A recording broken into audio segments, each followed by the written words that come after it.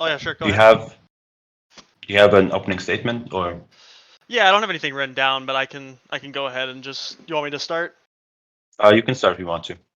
Sure. So when we're talking about abortion, or anytime we get into a conversation about what rights are we affording certain beings, I think the most important thing to look at is what is the amount of consciousness. I think that's like one of the fundamental things that in society we look towards to make decisions about whether or not it's okay to eat animals, whether or not it's okay to unplug somebody from being in a forever coma. You know, there's a lot of these things that are brought up in abortion debates that we deal with in real life morally. So for abortion, I personally believe, or I see the evidence for that the capacities necessary to have a conscious experience for fetuses develop at around 20 weeks. And from there on out, I afford them kind of the same human rights we would give any other human. But before that, due to the lack of, again, the conscious experience, the human conscious experience, it would be very difficult for me to set a kind of a way that I would value their life at that point. So that's pretty much Okay. it. Okay, that's interesting. Okay, so my view on abortion is that it is determination of a life, and that it is only justified in a very specific situation, such as if the woman's life is threatened, for example. And in this debate, I will be arguing that the moral, ethical, and logical problems with abortion far outweigh the rights of the woman and the thing that's growing inside of her body. So I want to establish that abortion is inherently wrong. And I will not be arguing from a religious point of view, since I do not hold my stance on abortion because of religion. And to be fair, a debate about religion would not be productive in figuring out the viability of abortion, but rather the viability of religion. So I believe the human life begins at the fertilization of the egg, and that from then on, a woman is carrying another human inside of them. I do believe that pregnancy can be an incredibly difficult and inconvenient thing. However, I don't think that abortion is the proper response to that. So, in this debate, I will face a few critical arguments, such as that the baby is not a full human yet, and that the human life is only valuable once you reach some arbitrary point of consciousness. I will refute these arguments with real facts and data. For example, a baby only shows real consciousness and memory when it's 5 months old. So, and I don't think that you're for killing babies before they're 5 months old, already out of the womb. And I do value the mother's life more than the one of the fetus. However, that doesn't mean that I do not value the unborn baby as a human life. Claiming that a fetus is only valuable once it reaches a certain point, since it is still developing, is like claiming a baby has less value than an adult because it is still developing. So, I believe that all human life is valuable and should be protected. That's my opening statement. Do you have a response to that? Okay. Oh, yeah. Are we ready to get into it? Sweet. Yep. Okay. Trying to figure out what we should go into first. So you mentioned that you mentioned a little like note there that babies only get like the ability to like have memory, I guess, at what was that, around 3 months or 5 months? I forgot what you said. 5. 5 months. Okay. So for me, I'm not really too concerned about the specific nodes within consciousness. That's in and of itself like part of the development once you have already established consciousness. So like something I hear a lot of people say is like, well, a baby is less conscious of the world than a 25-year-old, but like at the end of the day, they both have consciousness. So I believe that point in and of itself, I don't think that's necessary for what I'm trying to lay foundation for. So, what do you consider as being conscious? Well, having like a human conscious experience, really the only way we can determine this is when all the faculties of the brain that are required to have the capacity to have a human conscious experience are created, which is around 20 weeks. So I think it's like I'm not going to pretend that I understand the whole anatomy Mhm. of the body, but I believe it's around 20 weeks when the prefrontal cortex is finished, and that's when the fetus is then able to like perceive outside stimuli and have a human consciousness. So, my question for you is that if someone has like problems with their prefrontal cortex, but they're obviously alive and born, does that make them less valuable than other humans? By problems with the prefrontal cortex, do you mean it's non-functional or it's not there, or like what do you Well, mean you're by that? implying that the prefrontal cortex is what gives us a human conscious experience, is what you use. Mhm. And like, let's say someone doesn't have that experience because of some issues that they have. So what I'm trying to pin down is what exactly do you think gives human life value? Oh, so you're saying if it doesn't have that prefrontal cortex, it's not having the Yeah. same conscious experience? Yeah, I wouldn't afford them the same human rights. It's like similar to the forever coma. If you're in a forever coma and you're never going to wake up, we're obviously going to afford you less rights, i.e., like unplugging you, because you're not going to ever have like a worthwhile human experience, because of your lack of consciousness. So, but how do you know someone's going to be in a forever coma? Like, let's say they're in a coma, but you don't know when they're going to wake up. Do you think that they don't have any human rights? Typically, what at least this is what I understand is that when you're in a coma, you're able to give like a rough estimate of when, like, or the percentage chance of somebody waking up, or how much brain damage they've accumulated or whatever. But I like there are cases where some like a doctor will say like there's like a 1 in 5 million chance. I'm just making up numbers that this person wakes up. Um, at the end of the day, it's unfortunate because obviously there is that like tiny decimal chance. But yeah, if we determine that like the chance is so minimal that it's going to require way too much resources, or it's just going to take years and years and years, then yeah, we unplug them. But that's kind of like a separate thing of like the practicality of like figuring out medically the process. But Yeah, that's true. So, to get back to abortion, so you mentioned that timestamp of 20 weeks. Why 20 weeks? it seems that at least I've seen the data range from like 20 to 28 weeks is when all the capacities are developed for human consciousness. So it's basically when the brain is fully fused and fully capable of deploying a conscious experience. That's where the 20 weeks comes from. I'm still not sure what you mean by conscious experience. So, what type of experience is that? It's just when it's the point in which you can look at the brain waves and the how the brain is functioning, and it's pretty much directly comparable to an already birthed alive human.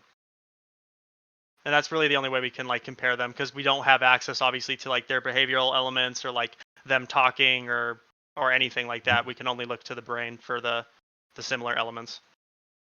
And you do think that abortion after that point is unacceptable? Yeah, I mean, of course, again, like the caveat of like if the mother's going to die or whatever. But yeah, I would not accept anything after like 20 weeks, usually legally. So, after 20 weeks. Mhm. So, you think that the conscious experience is precisely what gives human life value, and that if the baby is not able to have that, then they don't have like a legal protection of their life. Yes. So, and you also said that if someone that's already born, like a grown up, doesn't have that conscious experience, then their life doesn't have the same value as the people around them. Yeah. So, I'm curious because that's not how it works legally or ethically. Because even if someone is, let's say, disabled, we still give them the same value or the same. We value their life the same as everyone else, even though they're not on the same mental capacity as us. Well, the thing with So, that, sorry, go ahead. no, no, go ahead. Okay. For people who are disabled, when you're disabled or you have some sort of deficiency, we're not talking about you having no consciousness. We're talking about having a hindered amount of consciousness. So there still Hmm. is that baseline that I would accept as you deserving human rights. So obviously, we're not going to go and kill people with really severe Down syndrome or anything, because they still are having a human consciousness. But the original question you posed to me is, what if somebody doesn't have any consciousness? Their prefrontal cortex didn't develop correctly, and they have no ability to, and that's when I would say no, they don't have that human right. So, why do you say that? Because Because if we, oh, sorry, go ahead. generally we value human life as in it's another human, it's the same species, and they're the same kind as us. So I just don't see why you don't value it equally. Well, so like if I was to pose a question to you that we had one human who has no conscious experience and they will never Mhm. have any chance of having a conscious experience versus somebody who has a conscious experience and is alive and well, and you had to choose which one of these to kill, which one would you choose? Um, I wouldn't choose either because it's not on me, but I guess I would choose the one that never has the chance of experiencing, like having a conscious experience, And why would that be? because they're never going to wake up. But like Like what's the yeah, sorry, go ahead. you're saying it's like a coma where someone's going to wake up or someone's not going to wake up, right? Sure. Yeah. So if I had to pull the plug on one of them, I would pull the plug on the person that's not going to wake up. Yeah, but what is the severity? What's the point of that? What are you valuing more in the person who isn't in the coma versus the person who is? Because they're never going to be awake. They're never going to experience life. But they're both human lives and they're both Hmm. humans. But what's like the Hmm. differentiating I, factor that we value in this situation? I value them both as humans, and if you said to me, okay, do you want to pull the plug? I would say no, I wouldn't pull the plug either. But you're putting me into a situation where I have to pull a plug, which is Mhm. a question that makes me look guilty either way. So I don't know what you're trying Well, no, to. I'm trying to demonstrate that like in the real world we do value one distinct characteristic over all other characteristics in humans, and that is your ability to deploy a conscious experience. So like Okay, for so example, go ahead, sorry. I just noticed that you said someone that's in a coma and is not having a conscious experience, but has the chance of waking up and having a conscious experience is still a valuable human life, right? Is still a valid human life, you said? A valuable human life I think because they to a are going to wake up. well, if they are guaranteed to wake up, yes. If they're But going to, okay, is that not what a pregnancy is? If a baby is guaranteed to have a conscious experience, but it doesn't have one yet, doesn't that make it just as valuable? well, no, because the difference is in this case, when somebody is in a coma, they have had their human rights afforded to them previously because they were already conscious. Whereas in the case of a pregnancy, you have a fetus who has not yet developed the capacity to have a conscious experience. Therefore, I haven't afforded them human rights yet. But so you're saying that the human rights get taken away and then refunded, but because the baby never had them, they don't get it? And it's guaranteed that the baby will have a conscious experience if you just leave it to grow inside of the womb. Yeah, but the issue is when we're dealing with like what is the cutoff to allow something to cease to exist, we have to talk about what the current status of its rights are, and if one of our main aspects of determining what your status as a human is or an alive human that is you're conscious and you don't have one yet, we get into a conundrum where you can't really afford something that is not yet the same as it is, like if it was. If that makes any sense, I could word it a little bit differently, but. Yeah, try to reword that. I didn't get it. So like we don't usually in cases of like legal questions, we don't afford things the rights of what they are going to be. We afford them as the rights of what they are now. So like if you were a 13-year-old and you wanted to go drink, you couldn't go to court and say, "Well, I will be 21, therefore I am 21."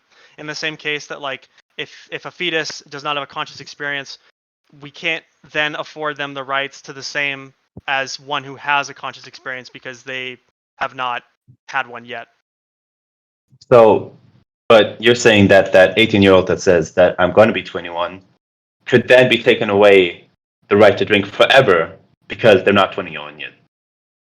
No, it's just that like Because in abortion is permanent. It's not like you're just removing the fetus for a time. That's permanent. So it's never going to have a conscious experience, even though you know that it will. yeah, in this case the difference is that one of them is like something we don't really see as being like a big deal, which is like your temporary exclusion from not drinking for however many years it is. Whereas Mhm. with abortion, it's a separate topic where you're deciding whether or not you give somebody basic human rights. I wasn't making a distinction of like or a similarity between like the same weight. I'm just saying the same uh, path of argumentation. It wouldn't make sense in a different situation. Okay. So, but my problem with this is that a baby at 20 weeks it already looks like baby. It has a heartbeat. It can respond to outside stimulus, like if you the baby can already respond to things that you give it, like voice and sound. And the baby has limbs. The baby has developed everything that makes it human, essentially. But you're just saying that because it doesn't have that one part of the brain yet, which is will develop in like a few weeks, then it's not a human and has no value at all. Yeah, in the same case that if you were born without this prefrontal cortex, which allows you to have a conscious experience, we already agree that we prefer one life over the other, and the distinctive factor there is that conscious experience. That's like the most important part in determining what lives are valuable and what aren't. So now I'm not an expert on abortion when exactly things develop, but I'm not sure that we can pinpoint the point at which we have a human conscious experience at like one mark, because you said that it stops developing at what, 28 weeks? No, the time range for it to develop initially is anywhere from like 20 to 28 weeks. So in terms of law, I would set it at the earliest possible. So that way you're not aborting anybody who has that conscious experience. So you'd abort at the earliest at 20 weeks. But a baby is already able to survive out of the womb most of the time at like 22 to 23 weeks. Yeah, So, if they've developed that prefrontal cortex, yes. Or there's other facets in place that they could survive technically in the same way that somebody without a functioning brain we could maybe like pump their body and have them their heartbeat and everything, but that doesn't necessarily mean that they're like we deem them as like alive. It's like kind of a weird question, but but if a baby was born early, right, prematurely, it's still mhm. developing as if it was in the womb, we're able to keep it alive, that's a human life legally in any way. Like if you killed that, even though it has no human conscious experience, you would still be charged for homicide. uh, So Wait, for what example? if the baby was born prematurely, right, before it finished developing that human conscious experience, All right, so you're saying before 20 weeks? no, you can't. A baby can't be born before 20 weeks. At least that's hasn't happened yet. I'm Oh, well. saying before, like you're saying the range is 20 to 28 weeks, and babies can Mhm. be born as early as 22 weeks. Mhm. So, do you think that that baby then has no human value if it hasn't developed that human conscious experience? Well, no, because legally speaking, my cutoff is 20 weeks. So 22 weeks they would pass the test. Now, then, if we perform checks on this 22-week baby and it didn't have a conscious experience, like let's say like its brain wasn't developed at all and it wasn't having any conscious experience, then yeah, obviously we would be okay with terminating it because it's not having in the same way that somebody who's in a forever coma and will never wake up, this baby will never develop that ability to have a conscious experience. We wouldn't value that life in this instance. But what do you mean it will never develop to have a conscious experience? Like if you're saying a 22-week-old baby is born prematurely and it Hmm. doesn't have any capacity to Hmm. have a conscious experience, like you're saying in this case it doesn't have a prefrontal cortex, it was a it, or are you saying it does? I'm saying it hasn't fully developed yet because it's born prematurely. So I'm just your metric of saying how valuable a human life is just it's not quite coherent in the way that we do value human life in the real world. Well, no, I'm saying my cutoff is 20 weeks because the spectrum of when the brain is fully or not fully developed, but the point in which it can has the capacity to deploy a conscious experience is from 20 to 28 weeks. And so So in your hypothetical, you're asking me if a baby is born prematurely at 22 weeks and it doesn't have the ability to have a conscious experience. My answer would be yes, we'd be okay with terminating this child outside of the womb, although the the wordage of child is a little interesting, but like if it doesn't have a conscious experience, we would be okay with terminating this. okay, that's interesting. Wow. Um, hmm. I am not sure how to respond, Like my question to you would but be like what's like the main difference between like you're not a vegan or anything, right? I'm a vegetarian. Okay, so like okay, well, Oh, so do you think that there's like a difference between like an animal's experience mentally and like a human's experience mentally? I do think there are differences, but like we're the most conscious species on this planet. But for example, like some fish have conscious experience that equal those of a 3-year-old baby. So, I'm not. I do not think that's the case. I would like to and see the article about that, but okay, I don't have that ready in my sources, but we do know that some animals have more conscious experience than unborn babies. So, do you think that they are worth more than human babies? I don't think that is the case. I think you can see. So for example, people might say, well, if you look at chimps, for example, they can do rudimentary tasks where they can like pick up a hammer and they can hit it on the ground. But the main difference between that we measure in humans versus like animals is the difference between a semantic and a syntactic understanding. So like the best way I could display this is like um, if a computer, for example, was programmed and it was 100 times powerful than like a chat GPT and it was able Mhm. to sound, look, act like a human and it was able to have a full conversation with you, do you think like they would necessarily have the same conscious experience as like a human? No, because it's imitating human. Exactly. I So it's don't like a think chimps are syntactic. imitating humans, though. Well, no, it's not that they're imitating humans, is that they're performing a syntactic understanding where a chimp might see a danger and it might make a one-to-one function in its brain that danger equals me hurt. But for humans, for example, when we develop our conscious experience, we have something that's called a semantic understanding, which is where we actually genuinely understand a more abstract version of like what does it mean to hurt, what does it mean to suffer, and this is like kind of why we make such a big distinction between um, like humans and animals, is because animals don't seem to have the capacity, nor do they have the proxies that we can view that show us that they like understand above just basic survivalist one-to-one functions what certain things mean. So you're saying like because we have a conscious of what we are, like if we look in the mirror, we see ourselves, etc., and we communicate with language, like those things distinguish us Well, from animals. well, those are like proxies to show that we have like a higher understanding, but not those aren't like necessarily like the things that make us greater than animals. It's that So what like does?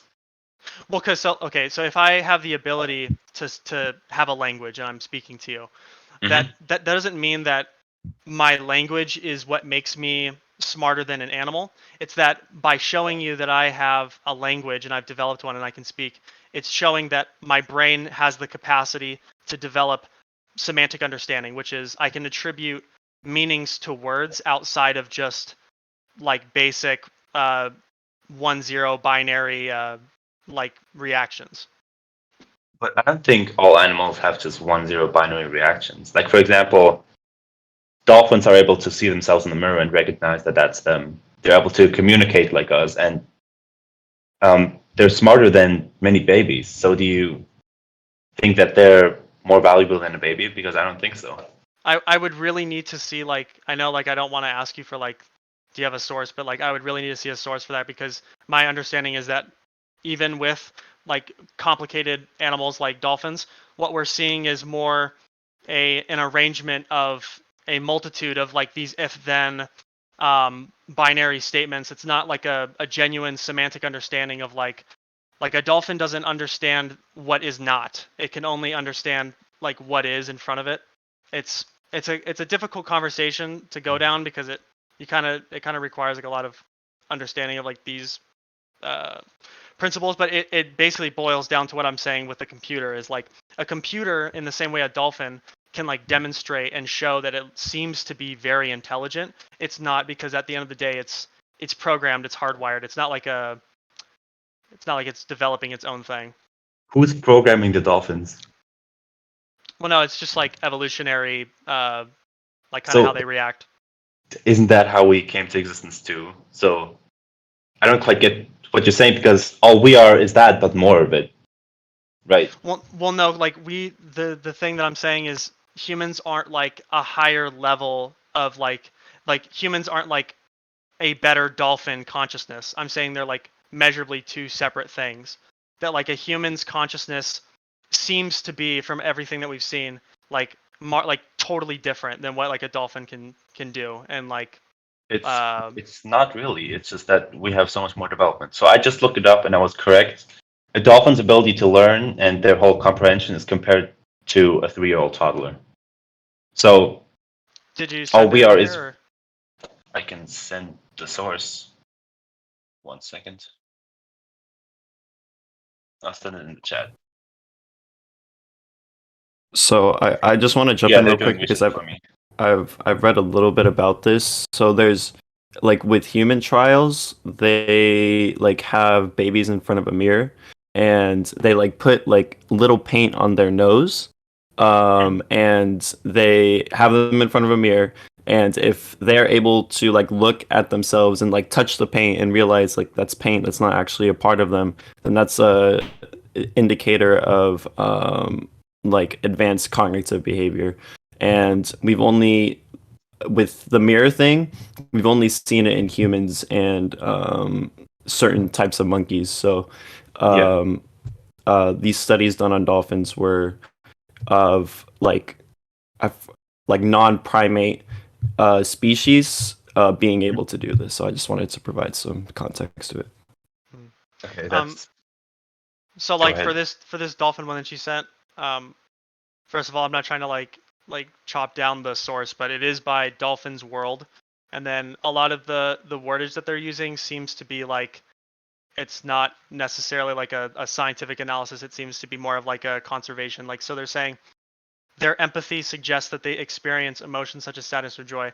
Like when they say their empathy in relation to dolphins, I'm not sure what they mean. Like I'm not sure what they mean by like how does a dolphin like display that it has Okay. empathy? I'm not an oceanologist or whatever it is, and I don't think that this debate is about that. But my point is that some animals will be smarter than newborn children or infants, I for that think matter. what you're seeing when you're saying like it seems to be more intelligent or smarter than an infant is you're seeing like again you're you're basically saying that like if an AI or something was able to have a complex political discussion, that therefore it has more consciousness than an infant.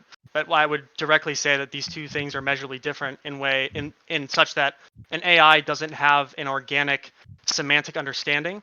It has a code that tells it that I it's so hard to explain, but like if you have a code that says like if you tell a computer that if you say food, if you type food, that food translates into I can say I love food, and a computer can have that as a reaction to some other function. So if you ask a computer, "Do you like food?" it'll have the reaction of I love food, but that doesn't mean that it understands what those words mean. It's that it's a binary response. It's more of a reaction than it is a genuine thought that's been created. Okay. Now, I think you're on. I think that. I just think that that point of 20 weeks isn't really productive in determining human value because babies are able to. I have this right here. At 19 weeks, a baby is able to smell, they're able to see, they're able to touch, they're able to taste. So all these senses are developing. They're able to hear your voice, and they're pretty much physically starting to actually develop as a baby. And my question for you is that baby's value just zero, or is there some value to it? So all the attributes you listed, so like smell, touch, see, taste, hear, these are all attributes that animals have. But it seems to be that in humanity, we seem to have a very different weighing of life between like a dog, for example, and a human. Like I can ask you again, I don't think we need to do the hypothetical, but if I were to Mhm. ask you, well, would you rather kill a dog or a human? I would imagine you'd say a human, correct? What? So like if I asked you hypothetically, would you No, I rather would kill a dog. Thank you. Oh yeah, sorry, not the human. Sorry, I misspoke. Yeah, you would kill the dog. Okay, Sorry. um, but and then that I'll doesn't ask you, mean what is that the I would kill the difference? dog for no reason. No, not for no reason, but what we're saying when we're saying this hypothetical is we're demonstrating that there is some thing that's a difference between a dog and a human, that is a measurable difference that we understand. And so I'm asking you, like, what is that thing that's different between a human and an animal? What is that one distinctive feature? I think I mentioned it in my opening statement. I think that because we are all the same kind, we share some sort of value, and we value each other's lives because we value our own lives, and we value our existence as a species.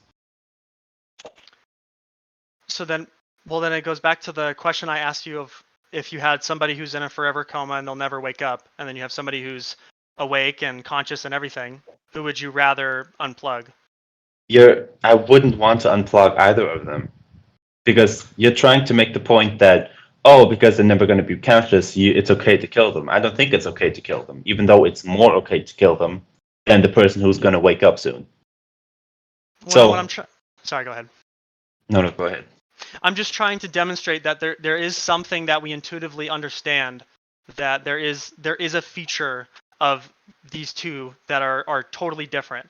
One is that one can have a conscious experience, a human conscious experience, and one cannot. We're not choosing to unplug the person in a coma because they're sleeping and we don't like people who sleep. We're unplugging them because we value people who have a conscious experience more than people who cannot. That's what I'm trying to demonstrate. So you're saying we should unplug anyone that's in a forever coma? If you are in a forever coma and there's no chance you wake up, then yes. Okay, but that scenario doesn't apply to a baby, as I already pointed out. I think we're going in circles because a baby will have a conscious experience. Well, again, the problem that you run into is how do you afford something rights when it is not the thing that you're affording it rights? Like I can't say to somebody that you are 21 if they're only 18. Like then we're talking about like the legal principle of like abortion. And so when we're asking at what point does something get rights, we have to then associate what is it that needs to be given rights, which is a human, and then at what point are you considered a human? And you're saying, well, you're considered a human and you deserve human rights to live and everything just by de facto being human, being of the same kind. But then again, Stop. we go back. Sorry, go ahead. What you're saying an unborn baby is not human, then what is it if it's not a human? Well, it's a jumblement of cells. It's a fetus, but it's not. A fetus is a baby, and the baby fits the definition of a fetus. So, and a baby is a young human. Do you need a source? Because I have 3 sources for this. So, fetus is defined as an unborn baby that develops and grows inside the uterus. Fetus is medically referred to fetus starting at 11 weeks. Okay, but I'm saying that there seems to be a factor in there that is the key moment in which we give somebody human rights and we don't. So we can talk about like the definition, I guess, of like human or Homo sapien, and it could be like a continuation of all types of this in the same way that we might say a corpse is still a human, but it doesn't deserve human rights because it's no longer living, if that makes sense.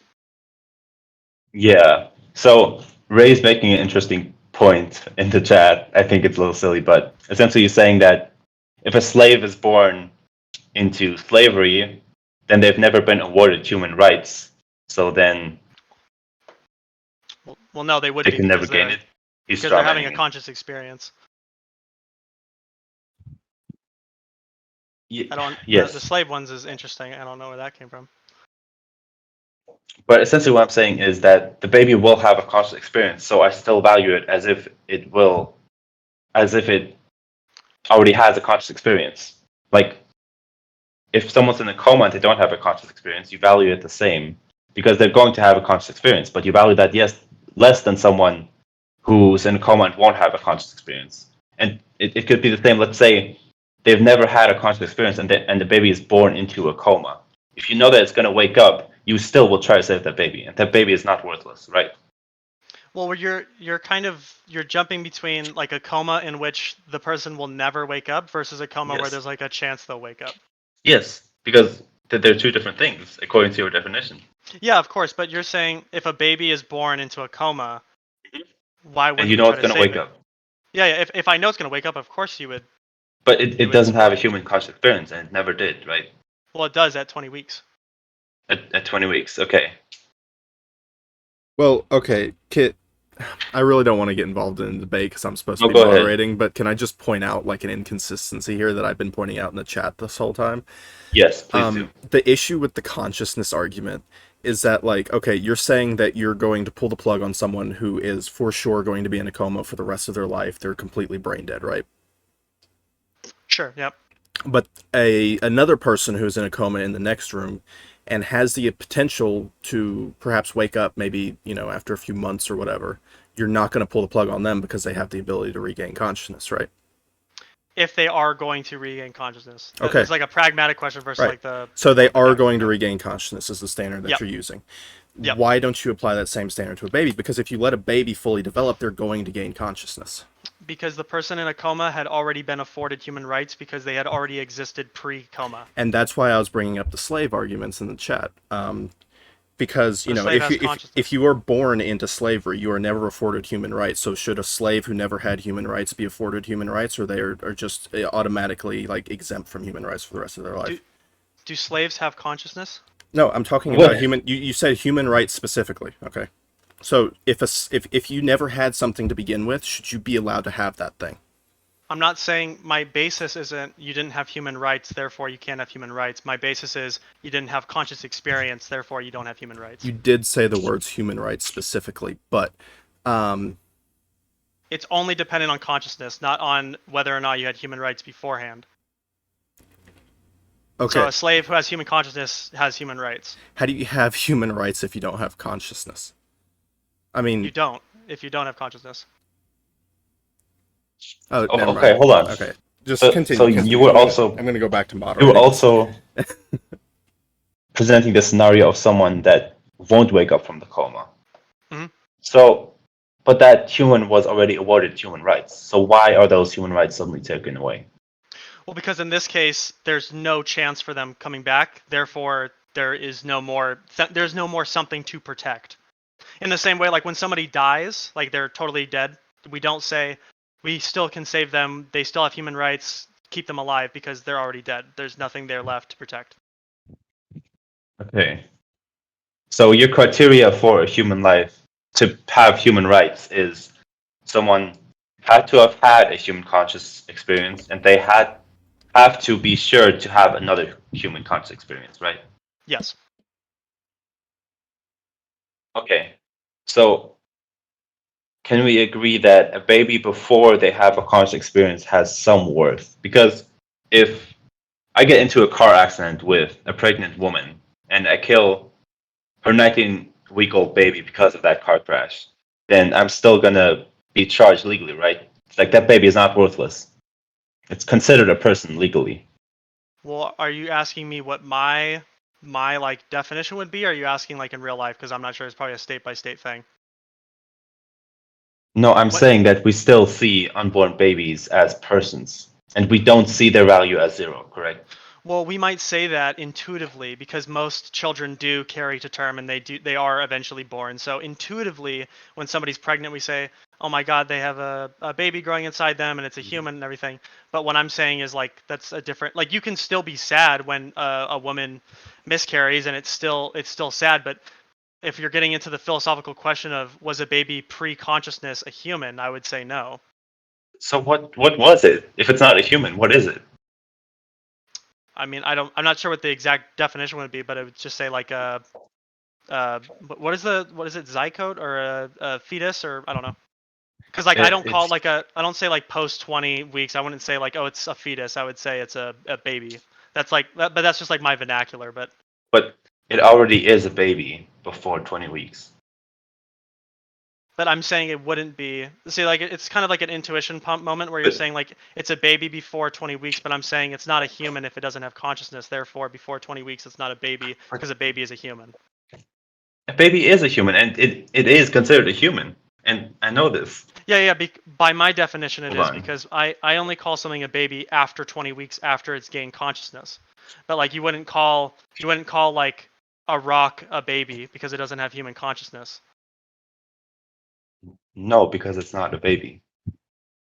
A rock is not a baby, but an unborn baby is a baby. But they both don't have human consciousness, which for me, I know you disagree, but for me, for my qualifications, Okay. they both don't have human consciousness.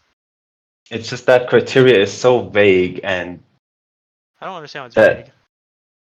it's vague because what is human consciousness? What is the human conscious experience that the baby has? Because real consciousness isn't achieved until way after the baby's out of the womb. What is achieved after? Actual consciousness, which includes memory, awareness. You're talking about things that are developed within the span of having a consciousness, but you still have consciousness while you're developing like all these things. So like So, what makes someone conscious? So, what does a person have to do or have that makes them conscious? all of the capacities to deploy the conscious experience and are actively deploying them. So So yeah, but how do we know that they're deploying them? by brain activity. By brain activity. Yep. If I'm not But mistaken, a fetus's brain activity starts around 6 weeks. I may be wrong, or maybe Well, I'm no, thinking not of yeah, heartbeat. well. The brain isn't fully developed until 20 weeks. So I would say there's you wouldn't call it again. You wouldn't call it a brain unless you wanted to say that as your term. But then I would just call my brain at 20 weeks a fully formed brain if we want to go down like the semantic. okay, so it's fully formed then. What if there's a problem, it stops developing at 19 weeks, the baby is born, but then it doesn't have a fully developed brain? And there's people that don't have fully developed brains. Does that person then have less rights than another human? Is the part of their brain that's not developed making it so they cannot have a conscious experience? So like the prefrontal cortex, for example. You're really vague on human Is it? conscious experience Well, no, because because it's like the very specific part of the brain that is able to deploy the conscious experience with everything else intact. But like, if we want to go into like what parts of the brain are necessary for consciousness, I mean, I'd have to look this up. But like, I know that you can damage your brain in some way where you're still conscious, but you might just have like restricted motor functions, or you might have like poor memory. But like, we wouldn't call somebody with like Alzheimer's not conscious. They're still conscious. So I would need to see like what type of disability this person has. If they're not able to be conscious, so like if they're born with their brain it's damaged and now they're in a coma for the rest of their life, then yeah, I would say they don't get the human rights because they don't have a conscious experience. so the brain waves, can we measure a conscious experience? What we can do is we can say, okay, a human, an adult human has a conscious experience. We can accept that, right? So like you and me have a conscious experience. If we look at our brains, we can see like a distinct pattern of like how our brains operate, and it seems to be like healthy and everything, right? Now, Mhm.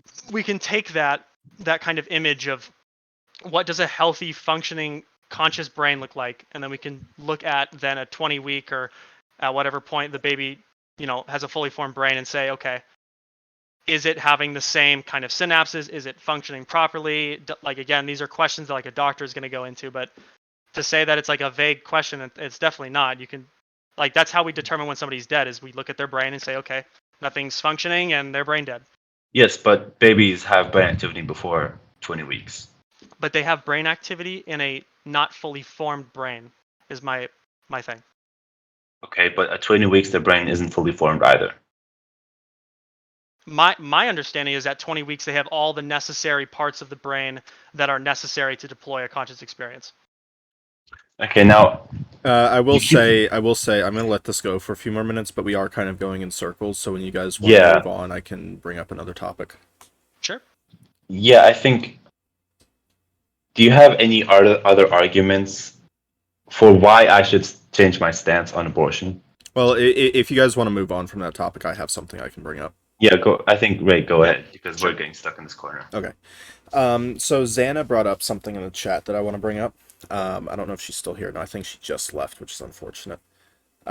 If somebody wants to like ping her and tell her that we're addressing what she brought up. But she said, so she was kind of bringing up like medical emergencies and stuff like that. So what would you do if your partner's life was in danger with a fetus that was, beyond the 22 week standard, whatever you said? How would you deal with a, a or sorry, yeah, how would both of you deal with an abortion or a fetus that was potentially, or a pregnancy rather, that was potentially endangering the life of your partner? Oh, do you want to go first? You want me to? Well, I think so. You're saying that if the woman's life is endangered by the pregnancy, Yeah. what would it do? Yeah. Well, I think when the woman's life is in danger, I think it is acceptable to have an abortion. However, you do need to have a doctor's opinion on this of how much the woman's life is in danger, and it should be the woman's decision. So she shouldn't be forced to have an abortion or forced to not have an abortion. And I think that's the only case where an abortion is acceptable. Okay. Yeah, I mean, mine's pretty self-evident, right? I think only like the most extreme stances are gonna say, no, you still have to have the child, right? Even if you're gonna die, because obviously, like, if the woman dies, the baby dies with it. So then, yeah, of course she can. What even She, in if she, what about even in like late term pregnancies? Talking about like the last few weeks or the last month before. Well, can't you have a C-section at that point to save the baby? And if it doesn't survive outside of the womb, then that's not nobody's fault. You just have to try to. yeah, Okay. you would need to get some really like far edge line people on here to disagree with like the medical emergency ones. What about in cases of rape? How do we feel about that? Yeah. So I think in cases of rape, I don't think that justifies abortion. And I do think that it's a terrible case if a woman is raped and has to have the baby. But I think the problem with that is the rape itself and not the baby that's, you know, caused by that rape. So I think the correct response to that would be abortion, but psychotherapy and telling the woman that it's not the baby who did the deed, but the rapist, obviously. Yeah, definitely. You should be able to have an abortion if you're raped. That's like a really. I'm surprised about that. I don't even know where I would begin to go into that question. Do you think that Well, like but the do you think that like the things that happen because of said thing aren't necessarily like you can't attribute those as something that needs to be removed because it's not the thing itself? what rephrase Like that, please? like you're saying like a woman who's raped and is pregnant because of it. Mhm. It's not like being pregnant because you were raped doesn't necessarily mean that it's like the same as like the rape and morally and that you should still have the child. I think that, yes, I don't think that one bad deed justifies another bad deed. So, and you can take this, what if the baby is already at 30 weeks or 28 weeks, whatever you want to make it, and it is having conscious experience, and you would say the same thing as me, right? Yeah, I think if you wait until after it's like that again, like that 20-week mark, then yeah, you'll have to have the child. But most women find out that they're, a lot of times when a woman is raped, she immediately goes and tests to see if she's Well, pregnant. yes. So my argument against this is that fertilization doesn't happen until like a week or a week and a half after the act happens. So a woman is able to go to a doctor and take the Plan B pill, and I do think that that's the correct action to take. But so, well, you're still basically in a matter of a way What aborting do it, you mean? aren't you? If you do Plan B. No, you're not, because it hasn't reached fertilization yet. So you're not aborting it. Huh. The sperm only fuses with the egg about a week or a week and a half. I could be wrong about the exact time, but it's not instantly. And Plan B doesn't work in killing the baby.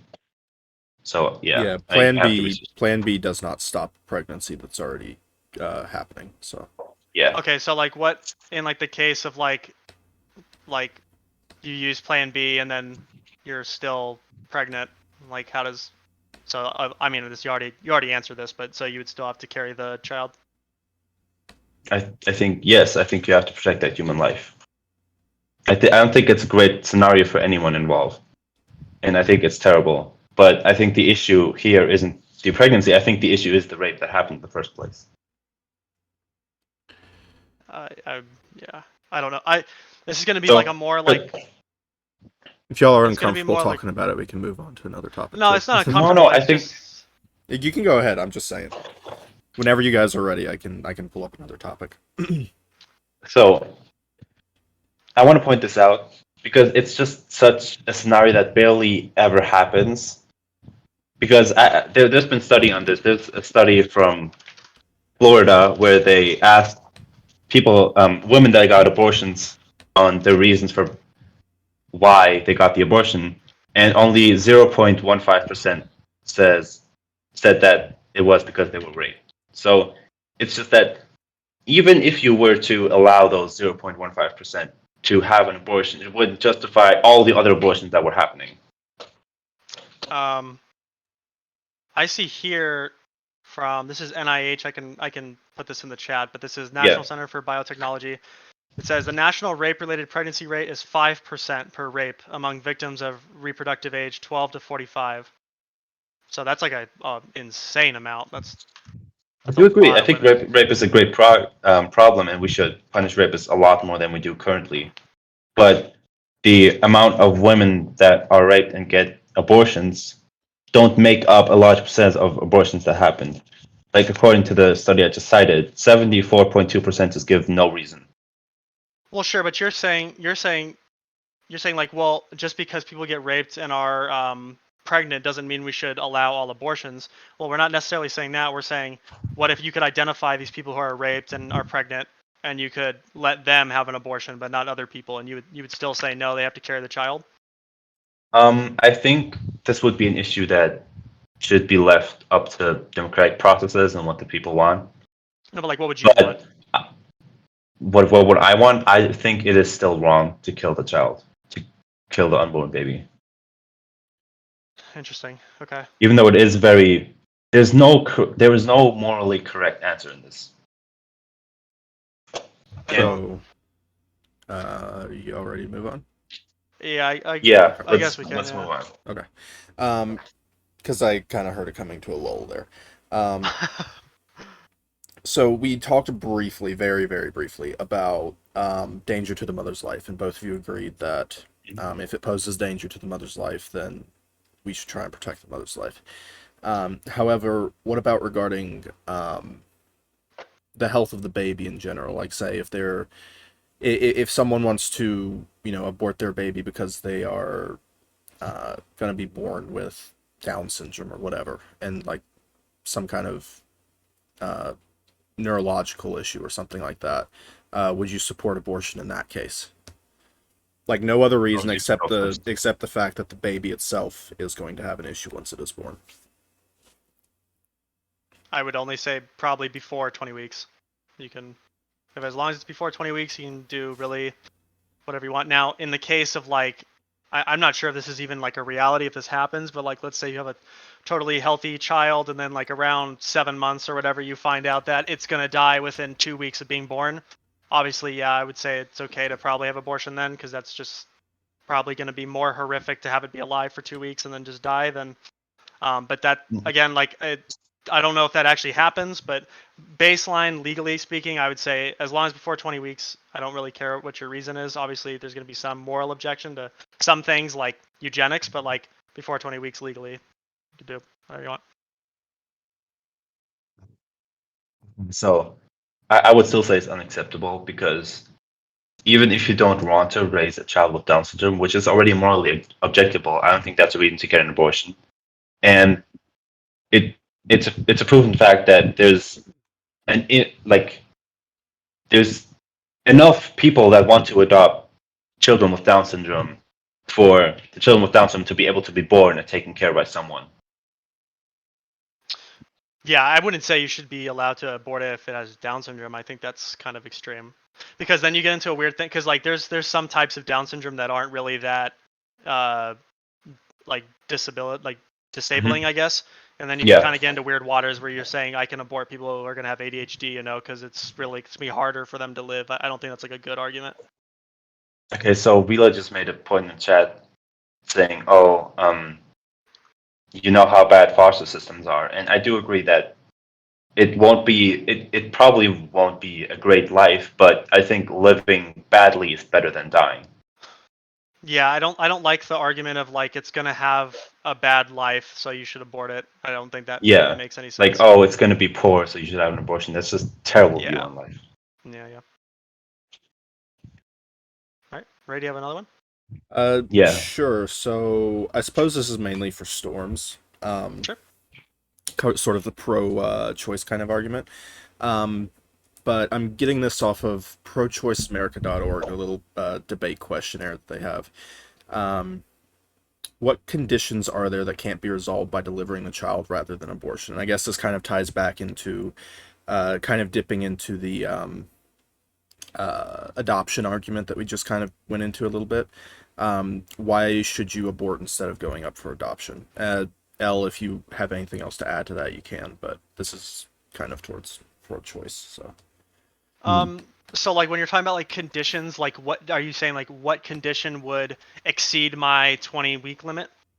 Yeah. So like, yeah. Okay. Honestly, it's probably, like I said, it's probably going to be really few and far between. Again, like we talked about, like if the woman's life is threatened, I can see that. But if for the condition for the child, I think obviously if it's going to be born, like maybe into a coma, it'll never wake up. Like again, I don't know how common these things are, but like if we can uh, hypothesize like things that could happen, yeah, that, or like if they're going to be so severely disabled in general where they're not going to have a conscious experience, like really anything to do with that main inhibiting factor of not being able to deploy a conscious experience is probably going to be that. But again, I think in reality you're able to determine this before 20 weeks because the brain is developing and you can see the problems that arise during that. But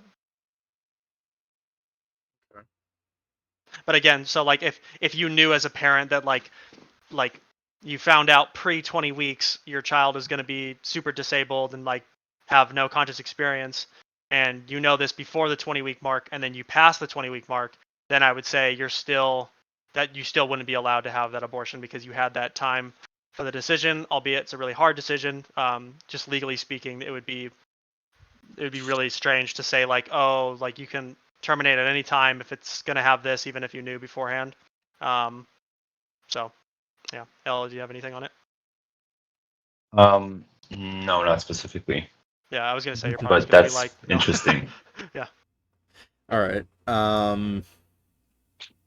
Let me see. I have to pull back up this page that I just had. Give me 1 second.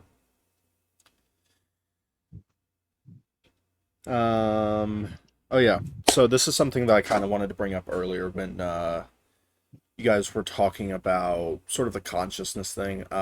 This was something that I think Elle mentioned. But legally speaking, entirely legally speaking, when you kill a pregnant mother, you're usually charged with 2 counts of homicide, one for the mother and one for the child, even if it's, not necessarily at the 22-week mark. So would you change? So I would say, is all abortion murder towards L, and then would you, in I guess Storms, you would probably say no to that. So would you change that standard of like a double homicide charge or not, and why?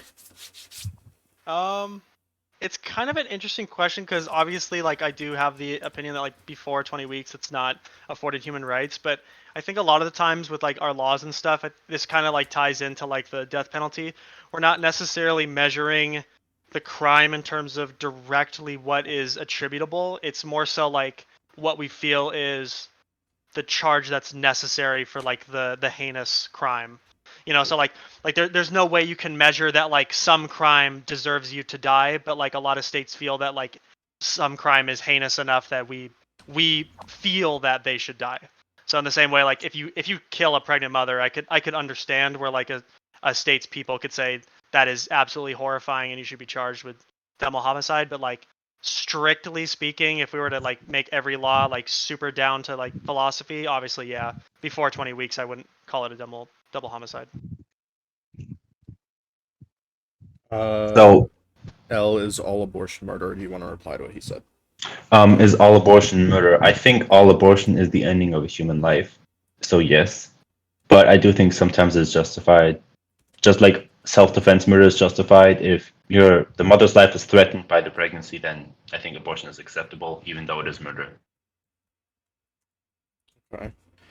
Would you want to charge certain people with murder for getting an abortion if it was, say, for no reason or whatever?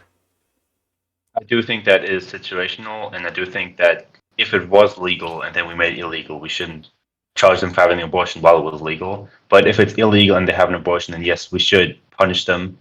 However, I would not punish them the same way that you punish someone for directly stabbing someone.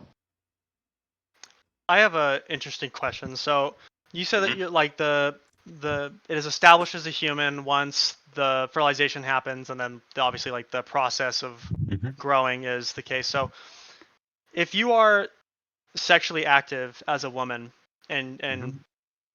all of this and above, right? Most women, you don't really find out you're pregnant or not until what's the time? When do women find out they're pregnant? It's like 4 through 7 apparently is when most people find out they're pregnant. So if it is the case that we have about a whole month before you find out, would you say that women who are sexually active ought to not be drinking or smoking or anything that could damage the fetus in this time period, because there's a chance that you're potentially miscarrying and basically killing an infant for no reason other than neglect?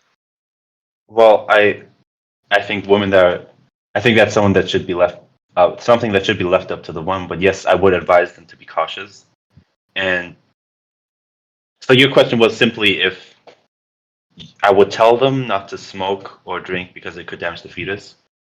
Well, no. So like imagine like a woman like has sex, right? And then like a week later she's out partying and drinking, right? Mhm. But she doesn't know she's pregnant, but basically by her drinking a week later she's damaging her body's ability to provide for that fetus, and that's why a lot of like accidental miscarriages happen is in that first time where they don't know that they're pregnant, something can happen. Would you say that there should be some sort of system in place where like if you're sexually active, Give me you're one sec. basically oh sorry.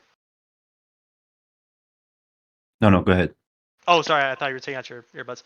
So yeah, if you're sexually active, and then a week later you're doing something that could potentially, basically, in your mind, kill a child, should there be some amount of repercussions or some system in place where women aren't able to have that option to go and party and stuff if they're sexually active? Yes, I do think they should be able to go out and party even if they're sexually active, if that's what you're asking. But what if there's a fetus at 1 week, they just don't know that it's there? Well, if they don't know, then they don't know. What I'm not sure what you want me to say. So in law, usually, even if you don't necessarily know, or if it wasn't your intent, is a better way to describe it, to kill Hmm. somebody, you still get charged a lot of the times with like manslaughter of like you're driving and you could have been a little bit more careful, but you mess up and you end up killing somebody. It wasn't your intention, but you're still gonna unfortunately be charged with a crime. A miscarriage is not an abortion. You're not you're not killing it intentionally. That's what I'm And saying.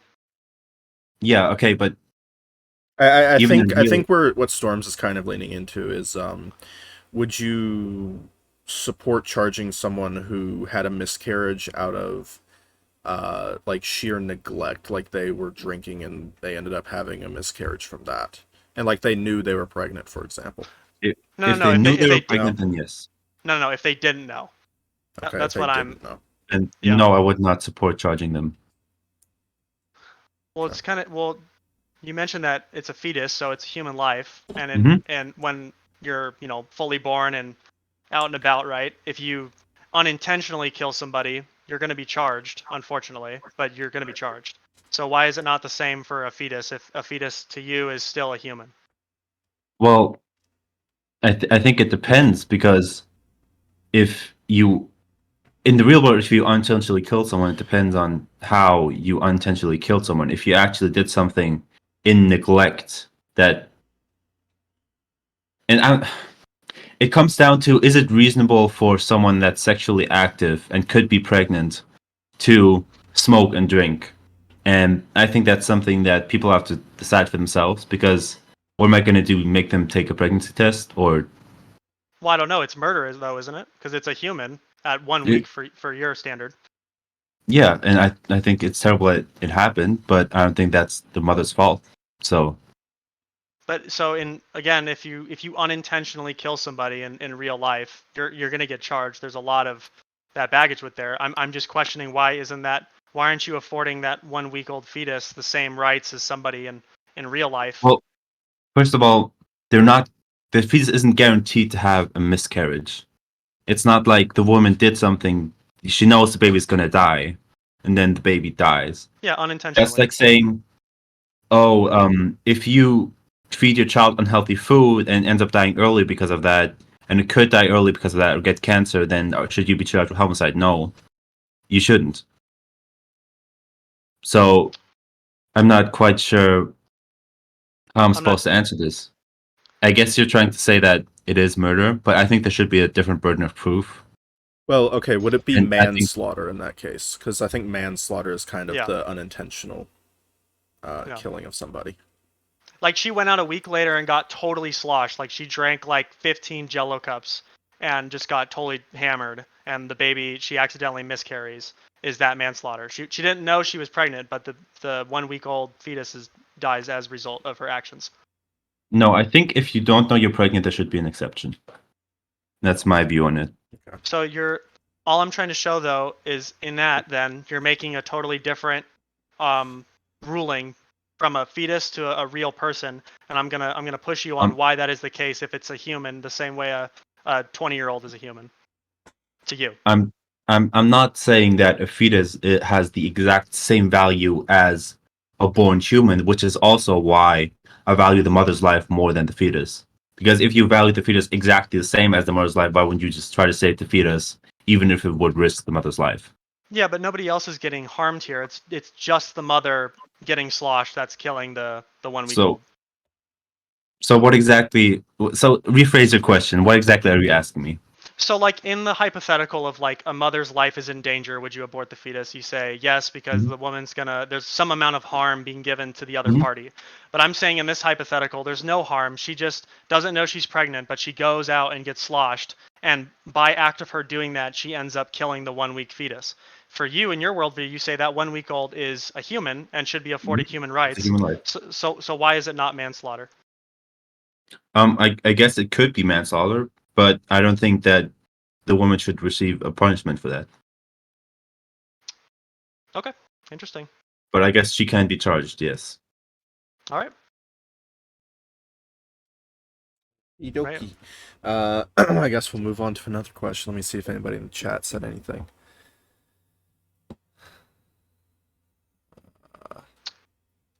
No, we should probably skip the Civ one. Sorry, Civ, because we're moving on to the next one. Yeah, I was just Sorry, reading man. that. I don't think anybody else mentioned anything too unique. So let me see.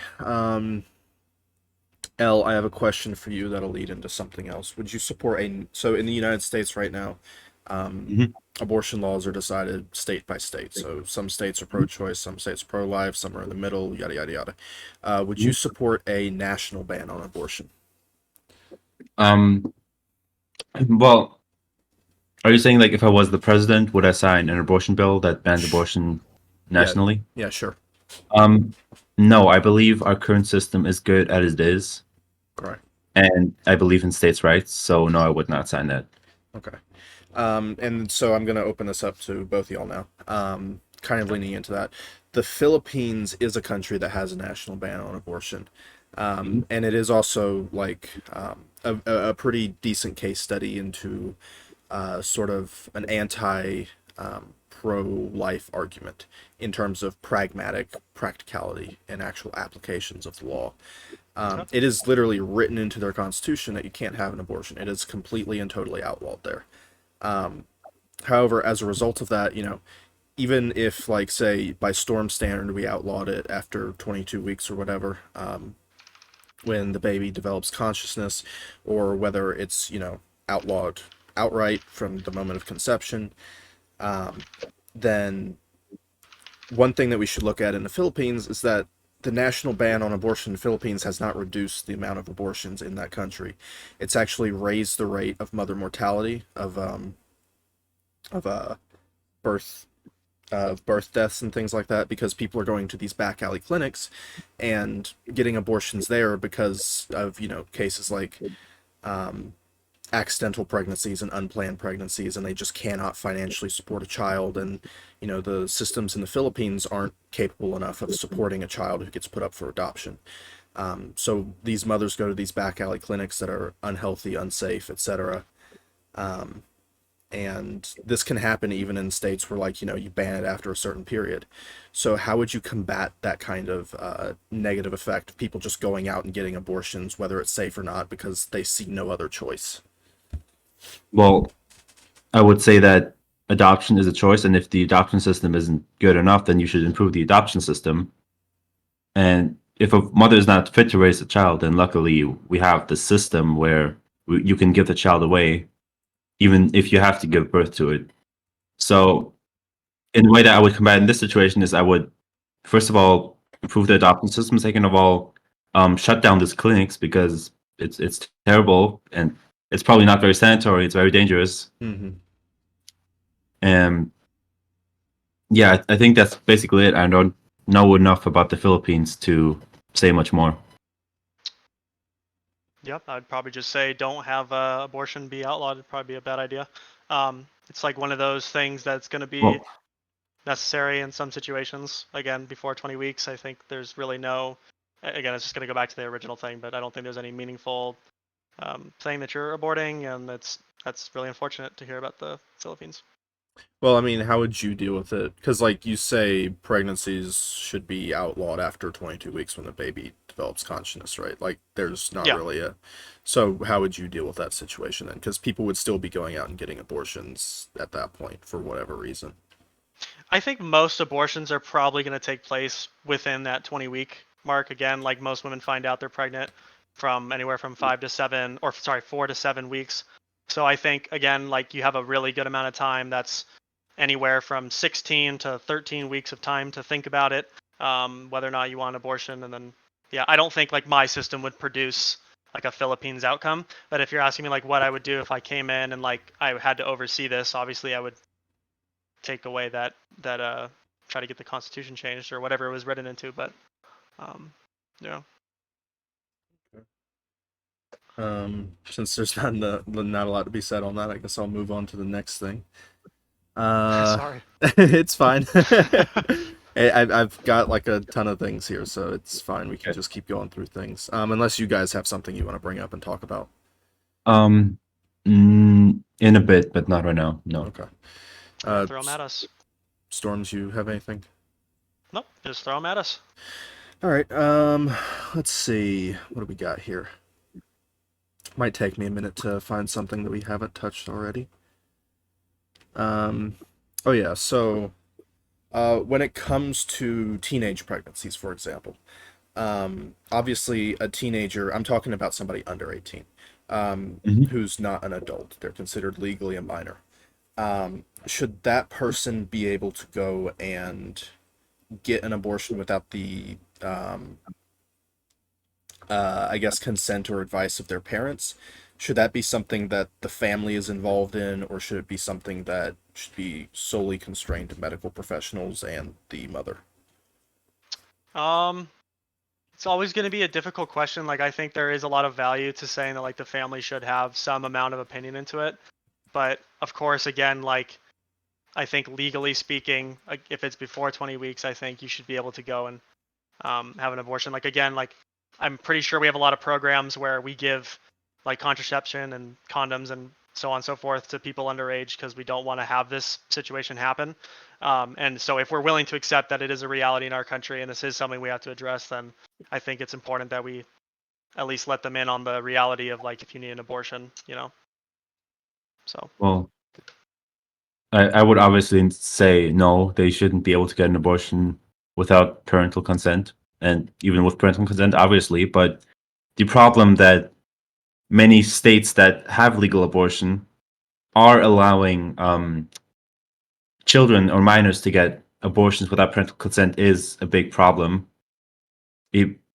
Because so I think it was 40%, which was 40% of minors get abortions that do get abortions due without parental consent, which is just a crazy number to me.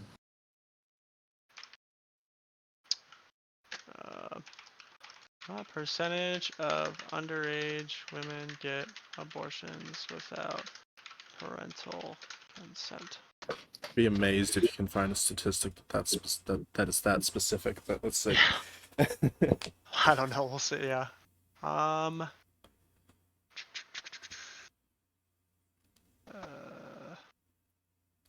that one didn't give me anything. Oh, that's only for Colorado. Here we go. It's another Civ says he NIH likes one. the suit. Yeah, man, you look Oh. nice. I didn't Thank know you. we were gonna look this good, man. I should have looked a little bit Yeah. better. I get my cam on. Damn, you guys stood me up like this. Should have got on my suit too, Jesus. I'm not wearing socks, so Uh-oh. Whoa. Are you wearing pants? yes, I'm wearing. The Germa Why do you meta. want to see? Only what's seen. Yeah, I'm not sure if I'm gonna be able to find this, but Yeah, I'm pretty yeah. sure it was 40% or very close to that number. Yeah, I mean, if anybody wants to try and look this up, I mean, it's going to be for viewers to try and find. Sorry, I can't seem to find it. There's like this, if somebody can find it in this, NIH seems to have a lot of answers, but I can't seem to parse through this. That's fine. We it's like a can, if you guys have anything else to say on that, or we can move on. No, I don't think so. Okay. So I have a bit of an interesting question here. So both of you don't support most abortions, at least after a certain period of time, whether it's after the moment of conception or after the 22-week period.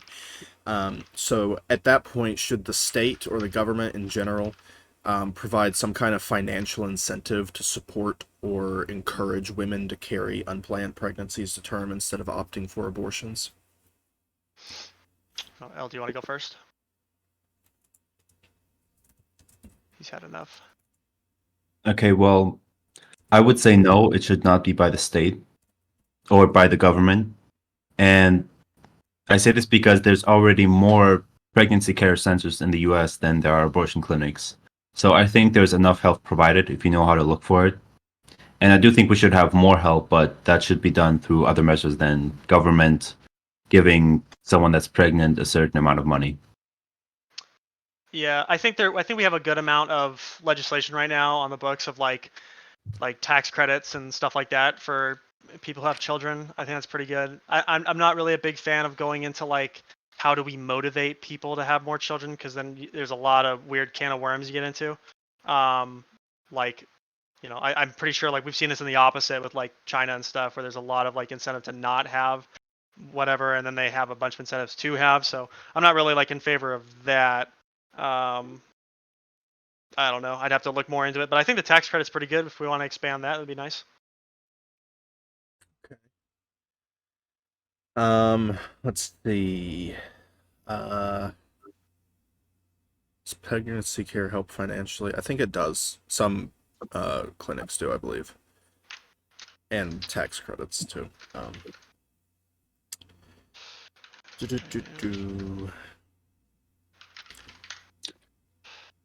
Maybe we could talk about legislature, like Roe v. Wade and all that. Sure. So, I'll imagine you're in favor of overturning it. yes, so, and I imagine you're not. So what do you think about Roe v. Wade? Do you think it was justified overturning it, and why not?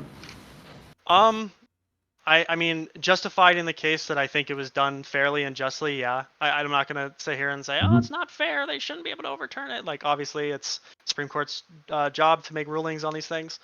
Would I have liked to see Roe v. Wade stay? Probably. But again, like, it's if we leave it up to states, I think it's all right. But I do think that there should be some protections for abortion up to, again, my time period, up to 20 weeks. But I'm not sure how Roe v. Like, did Roe v. Wade just flat out say like you have to have at least some right to some type of abortion, or did it lay out like a time period that it was okay with? I think it laid out a time period.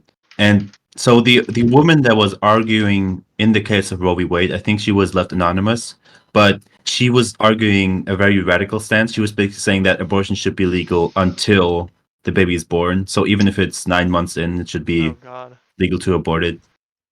So I believe Roe versus Wade was originally agreed with that, but then Planned Parenthood versus Casey came back and said something else Mhm.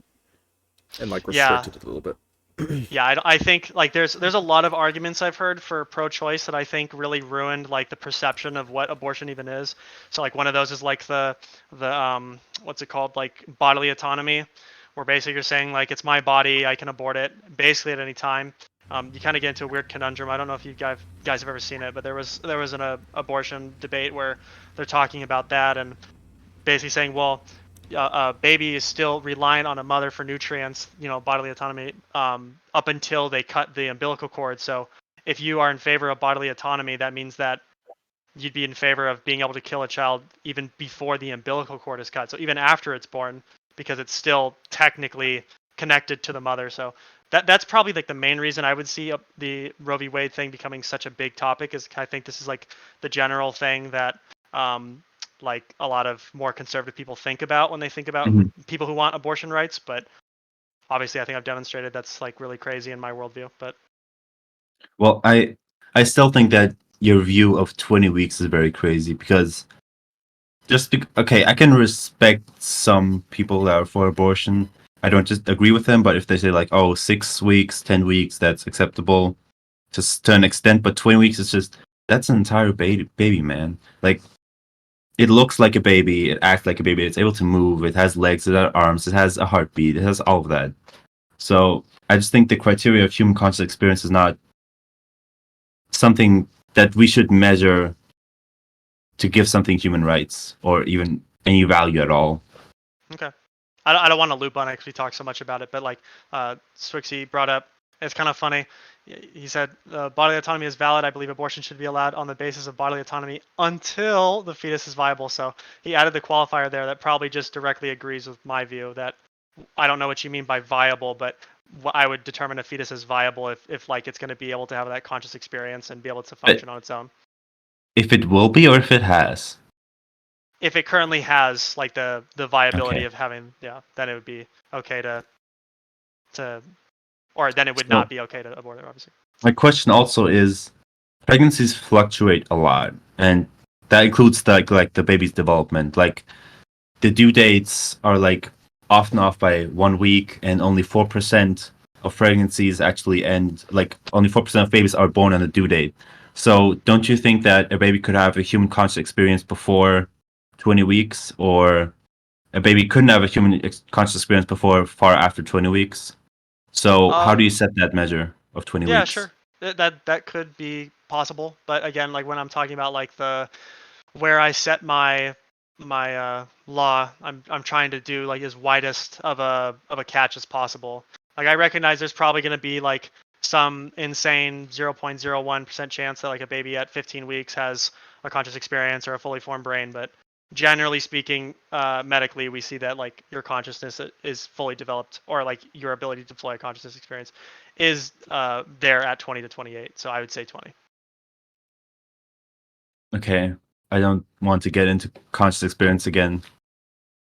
So do you have any other arguments that could convince me why your stance is more viable than mine? I think just like pragmatically looking at it, like we brought up the Philippines, but I don't even think you need to go as extreme as that. But like, I think generally speaking, if you're looking at like legislation, it seems to be that women are going to go and try and get abortions regardless. And so, if Oh. it was me, if it was my chance, to kind of make that not the case, where women are going and doing crazy stuff to get abortions, that I would allow some more official way for them to do that. So that No, would I be like, don't think that's true. Like the argument of, oh, they're gonna get it if it's legal or not. That's true for some, but it's just not true that if abortion is illegal, it will be just as much as it's legal. Because before Roe v. Wade was um, put into place, like before Roe v. Wade was the law of the land, abortions were a lot lower. And then they pretty much doubled after Roe v. Wade was passed because women were simply given the option to get abortions way easier. So to say that making it illegal wouldn't save lives is just not true. Well, so I'm not saying it would be the same, but I'm saying that, so like there's two things. So one, it's probably not, you're probably not gonna have the same amount of people getting abortions. That's Mhm. probably the one thing. So it'll probably be obviously a little bit less, but I'm saying largely probably like 70% of the people who were getting abortions in Roe v. Wade probably still would. And then secondly, when you look at abortions previously, I'm probably going to look at like how do they collect the data into. There's probably way more like social pressure on a woman to carry out a pregnancy than there is now. So that's probably the case why there was less abortions. But right, really quick, this Civ said, would you say every person who wants an abortion should have their fetus measured for those conditions to be conscious? Probably not. I think in extreme examples, maybe, but again, with law, we're kind of under the understanding that like this is the general case, and we're okay with like the 0.01% of the time where it's not gonna be the best outcome. But like generally speaking, that 20-week mark should cover like 99.9% of those cases, which is why I put it at the lowest possible, instead of saying, oh, it's 20 to 28, so we should do 24 or 26, because then you have a spectrum where there's people from 20 to 24 who are, yeah. So no, I don't think you necessarily need that. So I have a question. Sure. If I were to kill a pregnant woman's baby that was 19 weeks old, should I just be charged with assault, or should I be charged with something else? If you kill her baby but she doesn't die, Yeah. yeah, I'm not sure what the charge would be, but yeah, it would probably just be like whatever it would be for harming somebody extremely, but you didn't kill them. Because again, it's So before I. that 20 weeks, so I don't give them the human rights. Wow. Okay. Do you have a question? I don't think so. I think the one I asked you about the the only real question I had was the one I asked you before about the miscarriage stuff. So besides that, I think I'm good. Mhm. I don't know if we want to have people come up, and I don't know if anybody. We only Sure. have. I would love to have people come up. Sure, we can. But I do just want to get through one last question I had on my list. It's gonna Oh be yeah, go ahead. it's gonna be pretty quick. So unless you guys somehow turn it into a debate, um, but in terms of school and education about things, should and this is kind of not specifically related to abortion, but should we focus more on um, abstinence only sex education, or uh, teaching about things like contraceptives and access to abortions and things like that? Oh, do you want to go first? Or you want me to? I can go first. Okay. So obviously, I would teach more about abstinence because I don't want people to have unwanted pregnancies. Even though I don't want abortions, I don't want people to get pregnant. So I would also teach about contraceptives, but I would not encourage them to have sex, and I would not teach them that it's good to have an abortion. Obviously.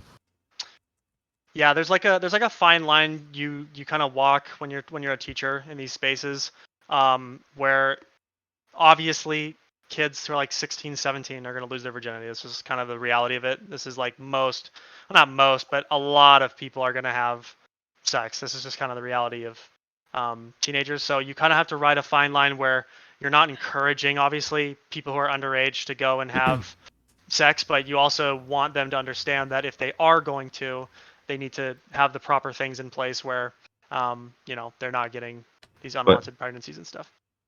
but if they have an unwanted pregnancy and that's because they had sex, shouldn't they have that? Like, isn't it their responsibility then?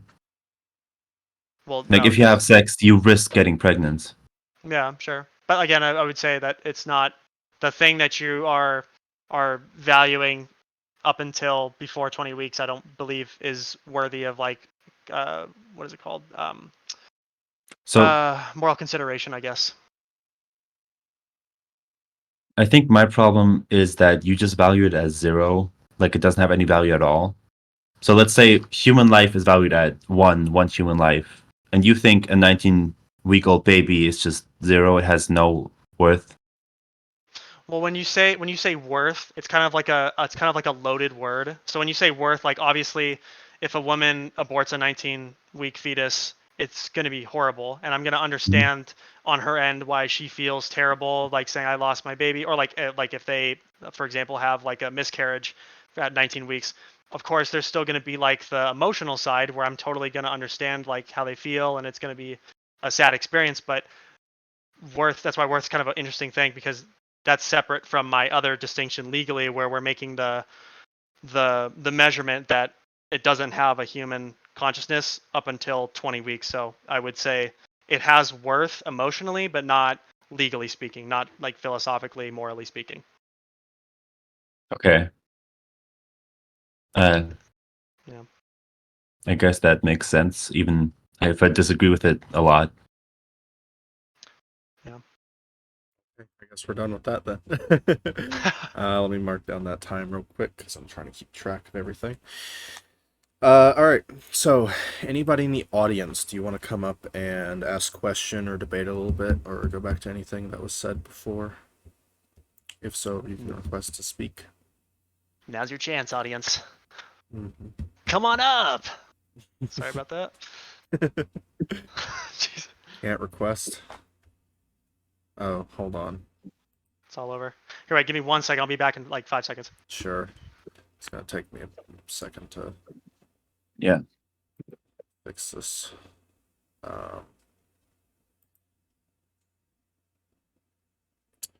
Okay. Well, that's fucking weird.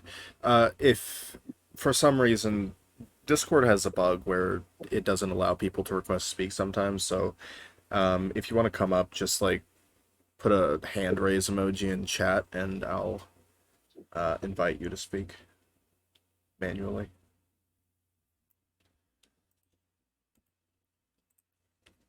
Ba-da-ba. All right. Swixy, did you just deny it?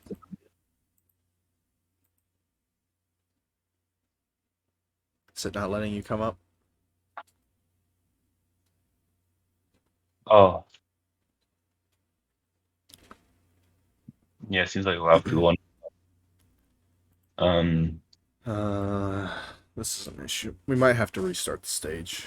Oh, Civ came up. Okay. Hi. So I just wanted to go back to like the deconstruction question I had earlier. Oh, yeah, sorry. Yeah, go ahead. Yeah, let me scroll up just because I don't remember it.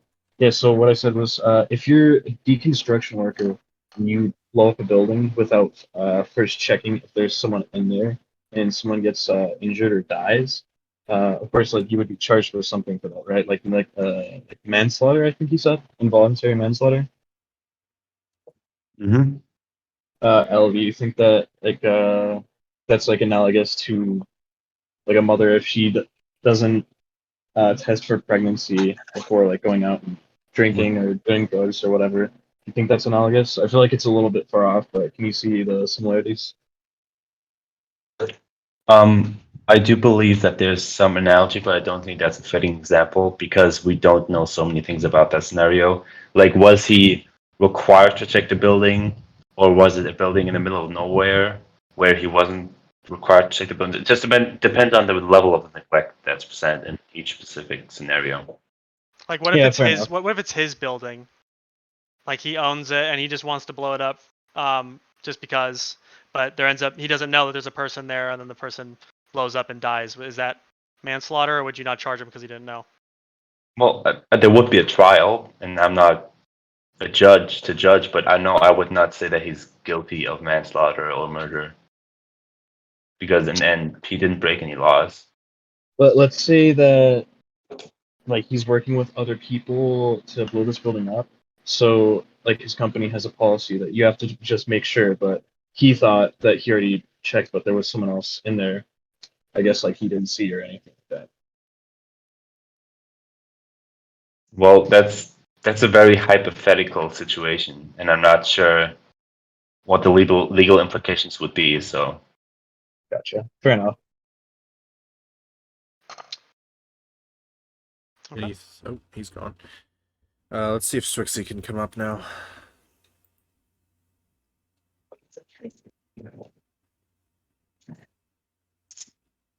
Maybe. I think Swixy might just be doomed to never join us. no, Do raptors have thumbs?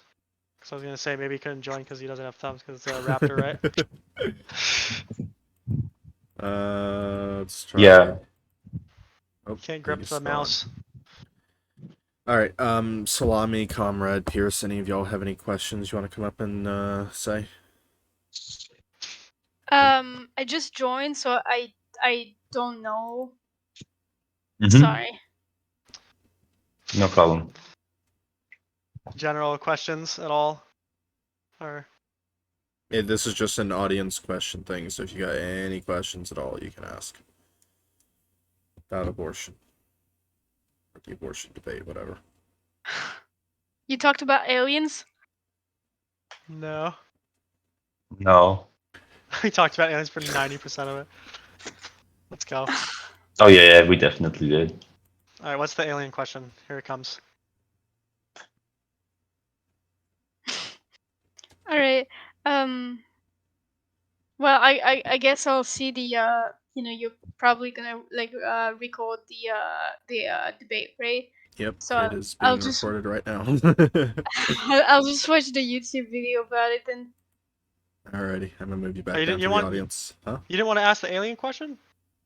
What is the alien? Oh, you were just trolling? There wasn't actually like an alien hypothetical? No, she was just repeating what Sip said. Oh, okay. Alright. Let's try again with Twixie. Okay, well. There he is. Let's go. Hello. Hello. Hello. You guys hear me clearly? Yeah. Mm-hmm. Yes. Okay. So first, I just want to say, Storms, I think you did a very good job debating Thank in you. favor of pro-choice on the consistency. I mean, on the basis of consciousness, because I haven't heard a good argument for that before. Sweet. But I kind of want to try to make a case in favor of pro-choice on the basis of bodily autonomy. And I don't know, maybe it might devolve into a semantics argument, but sorry, I'm kind of out of breath here. It's all good. Elle, I want to ask you, like, Mhm. so part of the argument that you started with, your premise is that you believe that a human life begins at conception, at fertilization.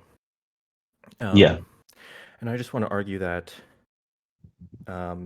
maybe, like I said, maybe this is semantics, but I think to call something an individual life, it has to be a self-contained organism.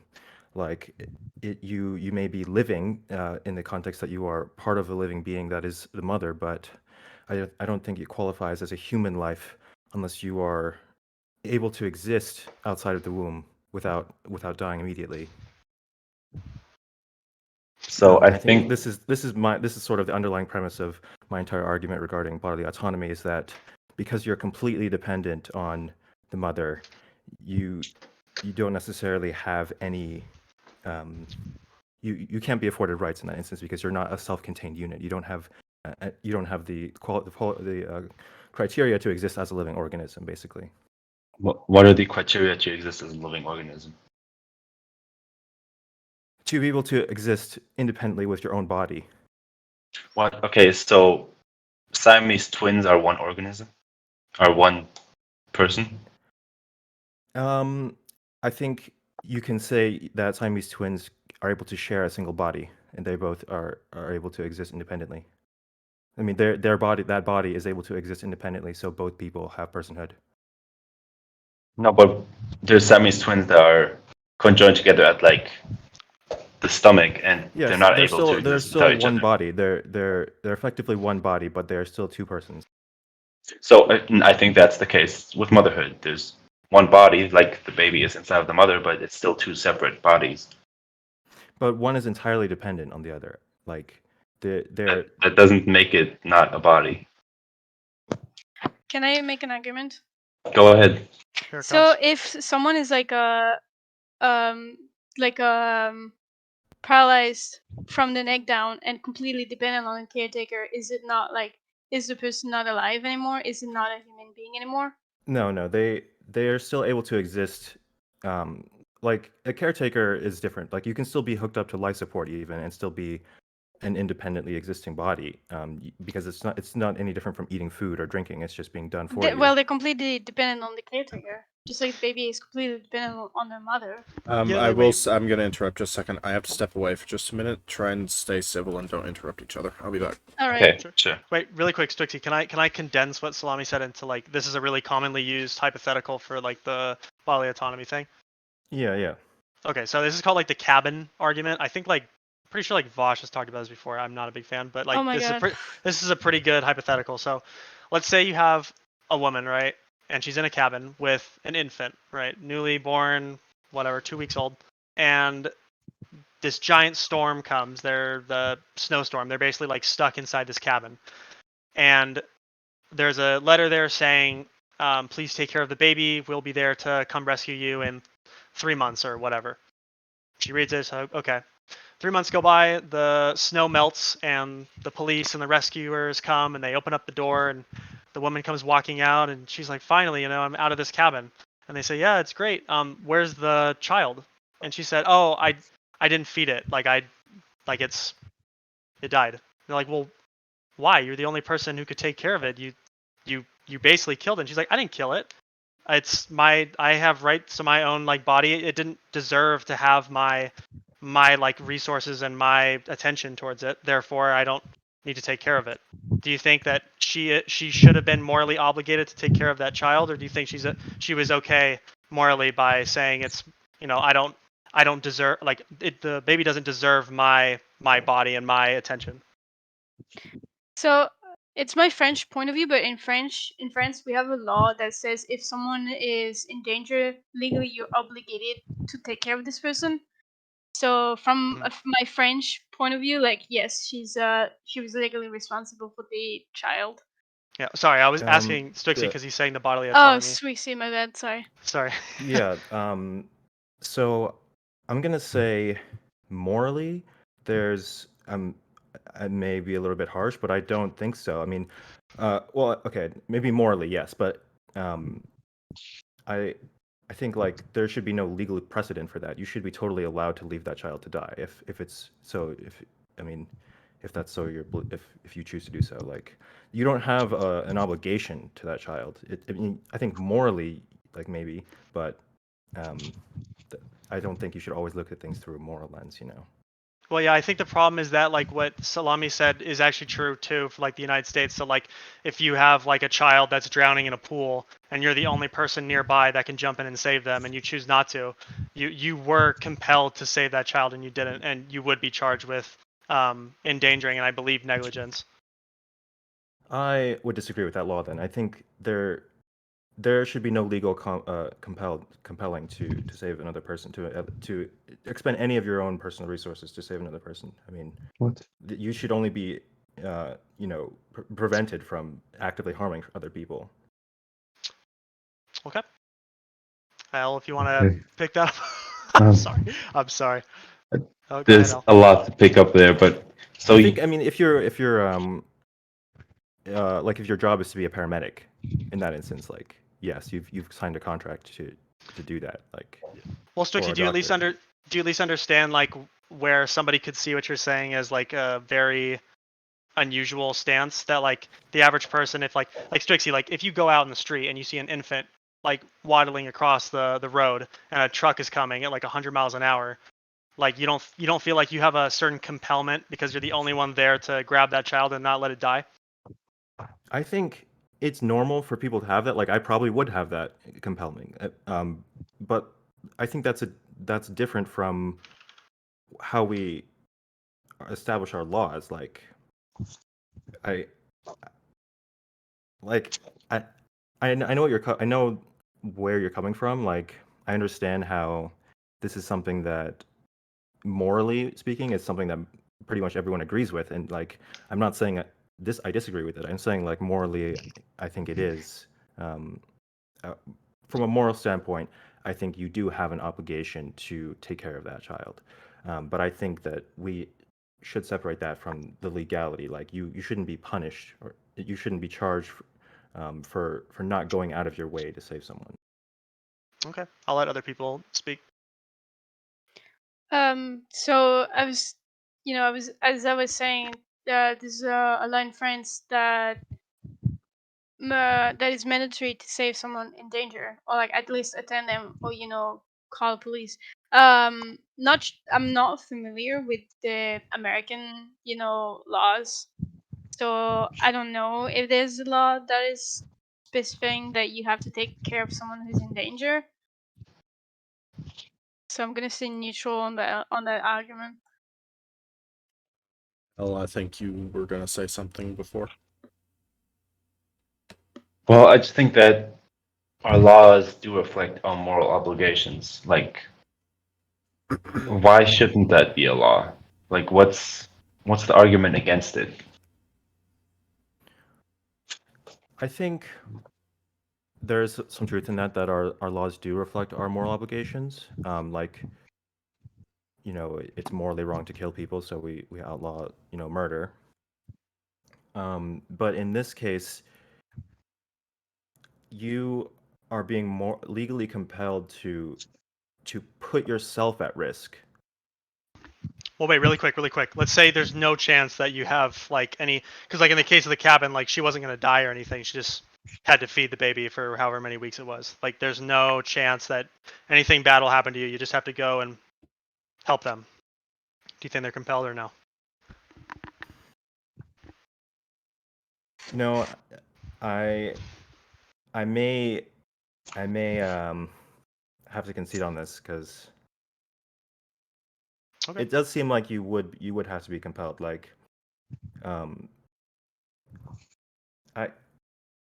I want to say that like, sorry, I'm having trouble remembering my thought. You're all good. So, Elle, you're saying that like, well, you're saying we should base our laws, and we do base our laws on moral obligations, and Storms, you're saying that if you are in a situation where you don't have to put yourself at risk, like Yeah. you I think the comparison is that you have to expend resources. That's what I was going to say, is that you are putting yourself at risk by using your own resources on another organism. Sure, but like you won't die or like no measurable harm. So like the alignment would be like a woman she's gonna go to term and she's gonna deliver a baby and the doctor tells her you're totally healthy, there's no chance that anything bad happens, you're good to go, you can have the child. Like for a bodily autonomy argument would say it doesn't matter even if she's going to be okay, it's still using her resources, she should be able to terminate the pregnancy. And so we were trying to show you like how that doesn't seem to be, that seems to be a little crazy if you think about it, because like at the end of the day it's not going to harm her, she's had time to pass that, before that 20 weeks, and Yeah, she could deliver and everything. So I think that logic is consistent, but I also think that it is slightly different. Like there is a different context to be taken into consideration when you are talking about having another person inside your body.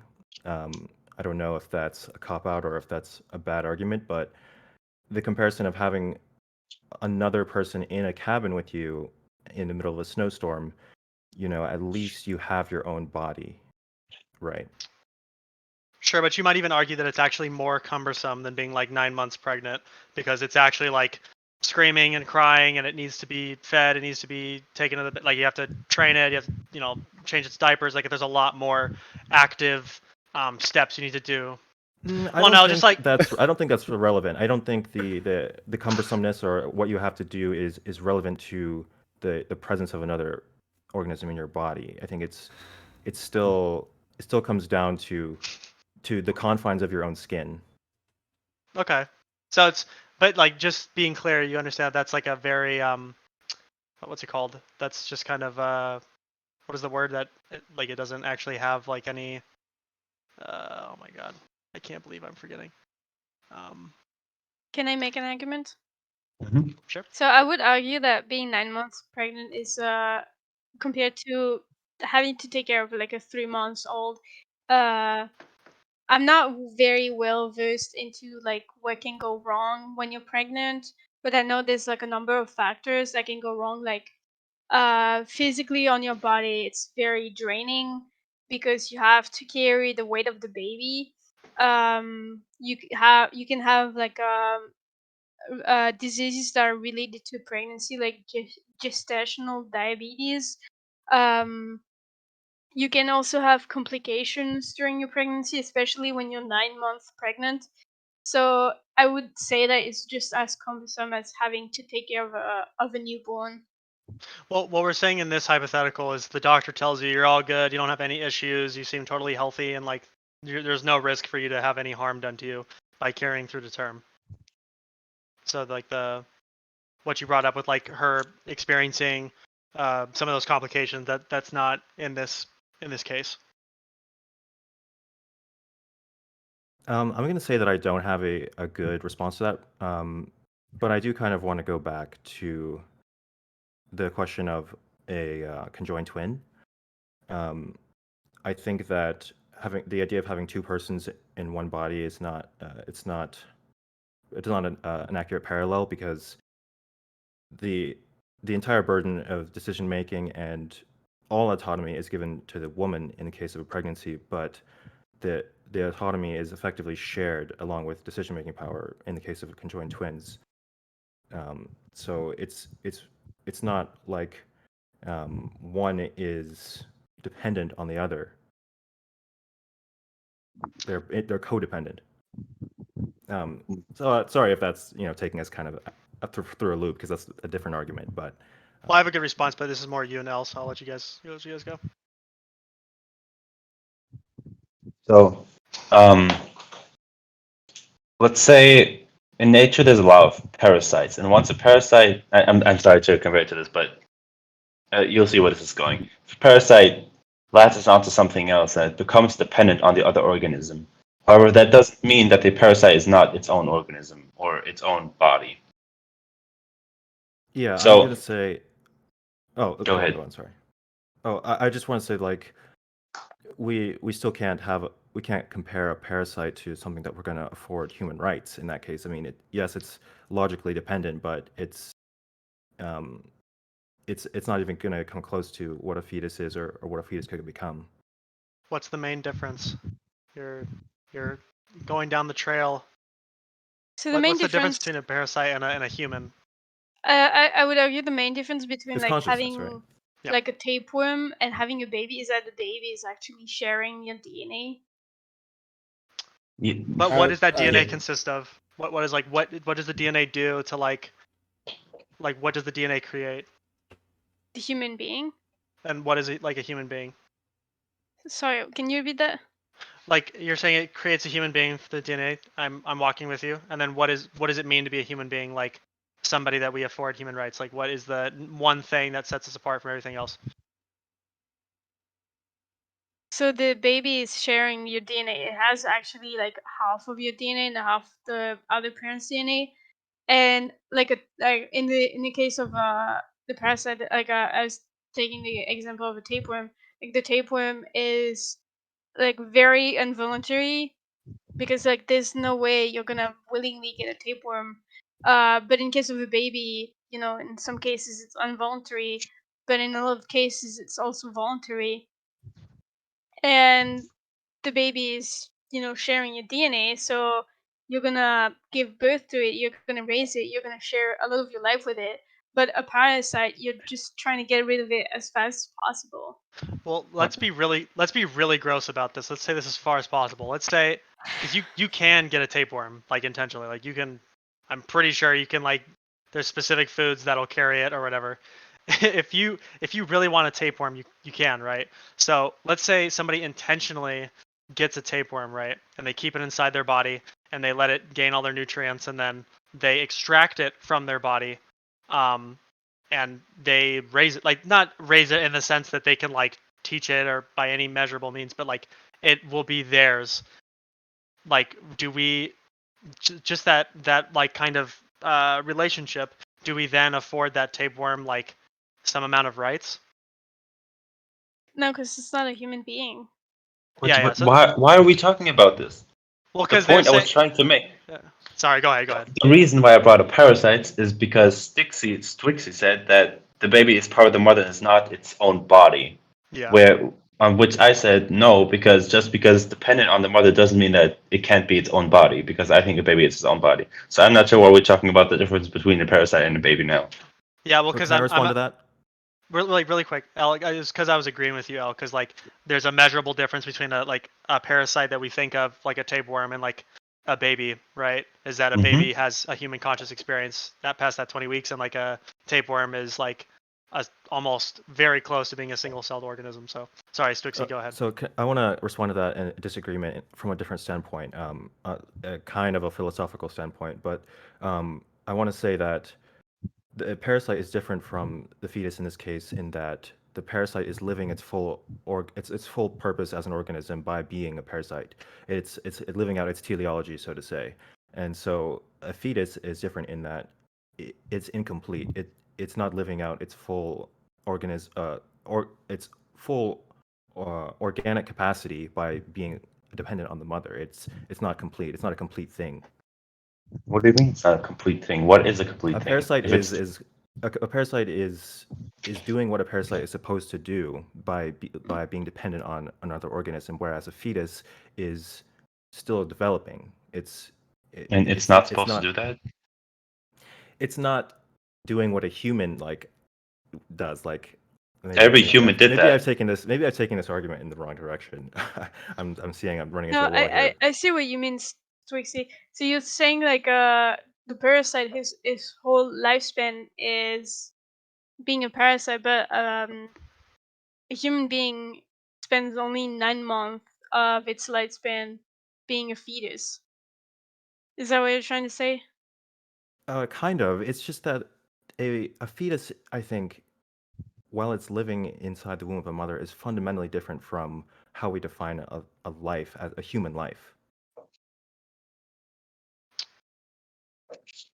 I think the determination of its lifespan relative to like what it's doing, I think, is a little bit arbitrary, because if we were to think It's of not really its lifespan. It's more like its main it- function, yeah, I Yeah. understand Hold what you're saying, but like it's still a little bit arbitrary, because like what Elle's saying is like a fetus is still gonna have that same parasitic relationship where it is extracting nutrients, but the difference is like obviously it's gonna end up being born or whatever. But if we were to theorize a fetus that has a conscious experience past that 20 weeks, but it still obviously has a parasitic relationship, we still deem it to be a human, even though in its current state it is only a parasite in the relationship to the mother, at least. Go ahead, Al. If you had to say something. Yeah, sorry, go ahead. Well, I mean, you're saying that it's not a human life, and I don't understand why you're saying that. So I'm saying it's not a human life because it doesn't hold any of the qualifications, I should say, but Okay, I feel hold like on. I'm not. It what species is it? Is it human?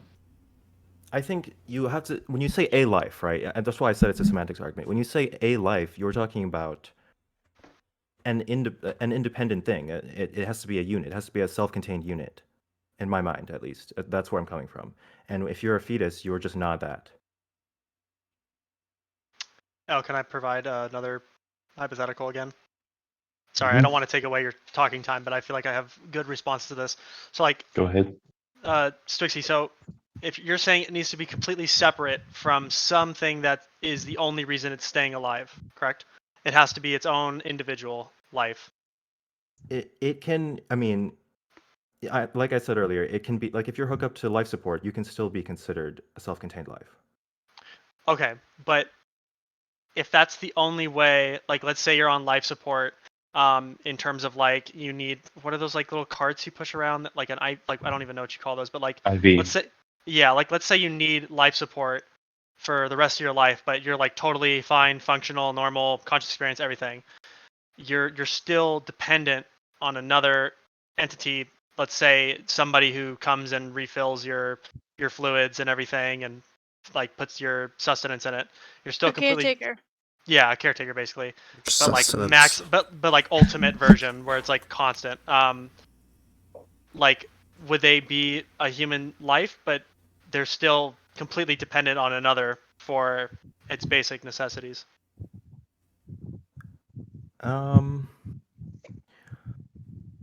That's a hard question. I think I'd be inclined to say yes because um, the nature of the mechanical or chemical dependency is not too different from a normal person's chemical dependency. Like you still have to drink water, you still have to have access to food. So, I mean, I think just because you have to have some machinery or some technology that goes with you, I mean, it's like people with a Well, ticking and the heart. person. Sorry. Well, and the person as well, right? Because like the person has to run the machine and make sure it's functional, right? So you still are basically connected to another person to support you. I mean, you could say the same thing about electricity and running water. What do you mean? About like, well, like we're all dependent on the resources that other people are providing to us. Like in this modern society, we get things from other people. Like Sure, but we're not gonna like if like the electricity goes out, we don't like instantly die, right? But in this case, if like your life support turns off, you die, right? And the only person who's keeping you alive is this person. You're if you're in completely a dependent place on them. where if you're in a place where your only access to clean water is dependent on the water system, is that not analogous? Well, I can understand where you're drawing that, but like it's not a case of like you're dependent on it, and the fact of the matter that like it's biologically tied into you, and that if the water stops running, you die. Whereas in this example, you are like all of your necessary nutrients and all of your functions are only being purported by this one machine, which is being controlled by another person. Okay, I guess on that level, I have to concede it just comes down to consciousness again. Okay. Also, Swayze, I wanted to ask you, earlier you were saying that a fetus cannot be considered a human life because it does not meet the criteria of a human life, but like what are these criteria?